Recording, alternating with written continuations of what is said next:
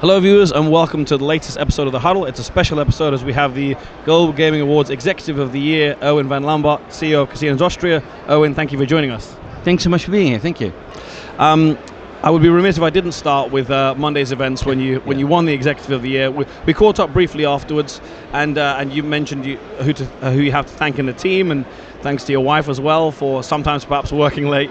But after a couple of days, maybe a bit more reflection, is there anything else that comes to mind when you think about that victory? Well, I think it's a really big honor, specifically because if you look at the judges, there are a lot of people who are my peers who have known and been working in this industry for so long. Mm-hmm. And at the end of the day, if you look at all the nominees, and then at the end of the day, everybody says, well, you should get the award. Mm-hmm. I think you can only be very humble and very thankful, and it's a really big honor to receive an award like that, because at the end of the day, I think everybody does his job because you love to do it, and you're engaged doing it, and you're trying to move a company into the future, and it's always important to work hard and have fun. Mm-hmm. And it's not life changing, mm-hmm. but it is a great reward for hard work, not only for me, but I think for everybody who works with me, bringing Casinos Austria Group, but also the European Casino Association onto a next level. Sure. So it's a distinguished career you've had, but you weren't in gaming your whole career. Uh-huh. How does the gaming industry compare to other industries you've been in? Actually, to be honest, I think that I've been in live entertainment and television producing. I was a television and live entertainment producer mm-hmm. for about 15 to 20 years. Yeah. Actually, I think I can use a lot of that experience together with my experience of the hospitality industry. Yeah. I ran big hotels, 4 or 5-star deluxe hotels for many years. I think those three elements together with gaming and gambling actually mm-hmm. is the perfect combination. At the end of the day, it is entertainment, as we all know. It is having good fun. Yeah. It is for all the generations. It is trying to create long-lasting relationship with guests and clients and players all the time. So I think by using all the experience I have, and also still learning, because the developments specifically technically nowadays are so fast and so quick. I think that's a perfect mix or cocktail of be able to be successful in this industry, because at the end of the day, it is entertainment. We all know with very specific risks, and we need to take them really seriously. Mm-hmm. It's very well restricted and very well regulated. I think a lot of people, unfortunately, specifically sometimes politicians, think that we're not. I think we're one of the best and most professional regulated mm-hmm. industries in the world, really. Mm-hmm. And bringing that all together is good fun. It's sometimes challenging, but I like challenges, and I like trying to find the perfect balance, basically, on a daily basis. Yeah. Sure.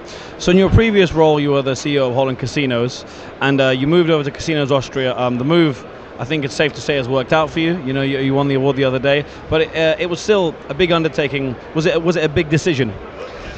Yeah, I mean, I think the thing that I really like moving to Austria is that we're supplying the market there with all the verticals. So it's mm-hmm. a lottery company, it's an online company. Yeah. We have VLTs there, we have 12 really state-of-the-art casinos there, and I really like the integrated approach of mm-hmm. Of anything that's got to do with gaming. Sure. And I think that was in a way a challenge for me, because I was in the supervisory board of the Dutch lottery for many years, so mm-hmm. I knew the lottery business from that perspective, but I never ran it. So I really wanted to do that, because I think it's great fun, because they're different players, they're different kinds of clients and players and guests every single day. But the integrated model is very interesting to run. It's a little tense sometimes, because Austria has a licensing system, as we know. Mm-hmm. So we need to apply in a few years for our licenses to be extended, etc. So that's a whole new ball game, obviously, for me as well. But I think I learned a lot at Holland Casino. That was really 100% state-owned. Mm-hmm. The Austrian company is 60% belongs to Erwin Entertainment, as you know. 33% is owned by the state of Austria, and this combination of these two shareholders is quite interesting, because I think in a way we have the best of both worlds. We have the long-term, more state-oriented, much more even to ESG goals, etc., really important for politicians and politics in a nation. And on the other hand, what's your return on investment? What's your plan for the next quarter? What are you going to do the next 2 years? How's your strategy going to develop, or what's everything's going on? Which is really brought in by Owen with a lot of energy and a lot of ambition. And I think that combination, after being there there for 2 years. I think I'm getting accustomed to the system now. Yeah. But the first few months it's new. Yeah. It's a different language. I try to speak German as much as I can. I spoke German already, but working and living there is really different. And I try to speak German as much as I can because, at the end of the day, it's Austria, it's German speaking, Austrian speaking German, it's a different language than German. But it also, I think, gives a sign of respect to the country and to all the more than 3,000 people who work for me. In terms of the latest developments at Casinos Austria, what can we expect from the company in 2024? So it depends a little bit on the vertical, right? So obviously, Win today, our online business is very successful. Double-digit growth every single year. We actually had some new innovations that were introduced there, doing really well. So for the next few years, we're absolutely a strong believer in that the digitalization of the gaming world in Austria should continue. I think the biggest challenge that we have there on that front is that although we have a monopoly position within today, our market share is only 58%. 42% of the revenue basically is generated in Austria by illegal companies who do not have a license. And I think that's a bad situation because by doing that, basically you're not applying the rules and regulations that apply in Austria. So obviously I want that to be changed because at the end of the day, if you have a monopoly, you should be able to at least reach 90% market share. I think for the casino world, we're very successful in attracting the younger generation in. Younger generation being 24 years and older. When you're 18 or older, you're more than welcome to come and play with us, but that's not our target group. And we're very successful, which is something that I brought from Holland Casino. In Holland Casino, it's called the Next Zone. It's called the Experience Zone in Austria. And it's basically the Interlock product. I think a lot of people know, right? The Arena product, but then brought into a next level. There's a cocktail bar next door. There's a lot of entertainment going on during the weekends and during the week as well. Very interestingly, also an all elderly generation then finds this quite fun because it has a lot to do with being young at heart instead of the age by itself. So we'll absolutely continue by rolling that out. I think that the restaurant product and the experience as a whole, the bigger package, has become much more important. Or investing there quite a bit, obviously at the moment and also for the next few years. And our buildings are amazing. I mean, we actually operate palaces in Austria, which are beautiful. But the maintenance and the CO2 level on climate is a little challenging with these old buildings. So that's a very important issue, obviously, that we need to deal with. It's costly, it's complicated because you cannot just take a wall out in a palace and just replace it by another wall. It doesn't work like that. So that's quite challenging, I think, but we're well on the way doing that. And inclusivity, I think it's absolutely crucial. Also for my chairman position as ECA chairman, inclusivity for the industry as a whole is absolutely crucial. And then I mean inclusive, not only men, women, but inclusive in general.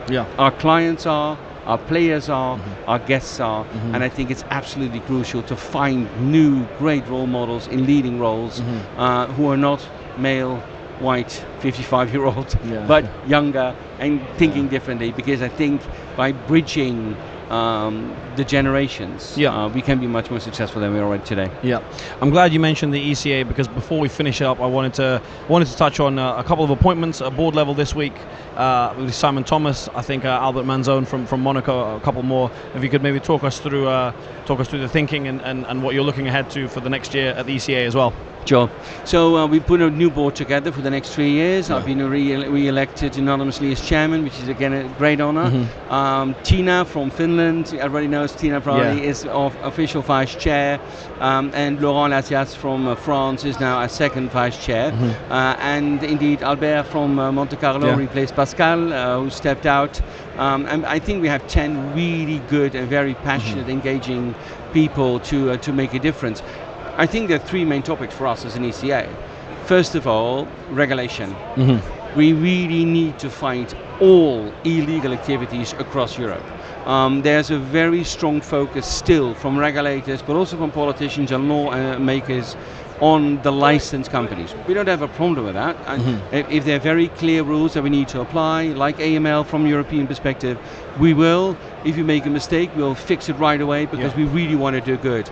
But the main problem, I think, is that 80% today of what's being offered in Europe is illegal, non-licensed. It's an iceberg. Yeah. And the concentration from a lot of regulations and politicians is only on the top 20%, which is regulated and controlled really well.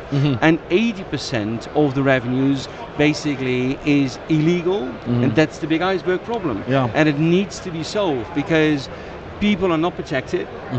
The revenue goes to illegal operators instead of licensed operators who are heavily taxed, as we all know. Yeah.